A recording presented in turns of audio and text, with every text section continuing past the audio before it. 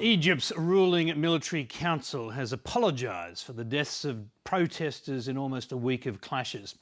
The statement came as the country's main opposition group, the Muslim Brotherhood, distanced itself from the protests and called for next week's parliamentary elections to be allowed to run their course. But some candidates say the electoral process has been compromised and they want the elections postponed for another week.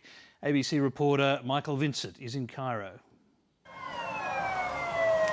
Tahrir Square is once again full of angry young Egyptians. These are the biggest protests seen since the Arab Spring uprising that brought down President Hosni Mubarak back in February. But this time the public is split. Those out on the street fear the military council that has been running the country has no intention of handing over power.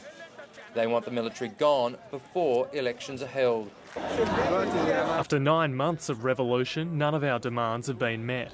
We want a civilian government. We don't want military rule. And we don't believe them when they say they'll hand over power in 6 months. But some Arab Spring veterans are calling for an end to the clashes seen in recent days. Amar Musa resigned as the head of the Arab League to run for president. He says elections must be allowed to run their course. I hope, and all of us here as Egyptians, we do hope that violence comes to an end, and quickly. Our young people in the Tahrir Square have the right to express their views freely and to protest and to sit in. But at the same time, there is no justification whatsoever for the use of violence. For a few hours, there was a truce in the streets off the square.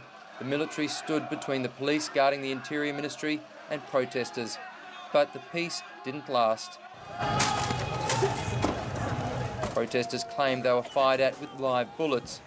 The Interior Minister says security forces only fired tear gas. In 6 days of protests, at least 37 people have died. 2,000 more have been wounded. The United Nations Human Rights Chief has condemned what she's called the excessive use of force. That force was on display in the strategic Suez Canal city of Ismailia and in the coastal city of Alexandria. The police have hit back harder than before.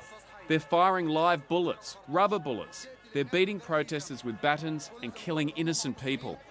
Egypt's military leaders have now apologised for the violence, but enraged protesters are carrying on their fight.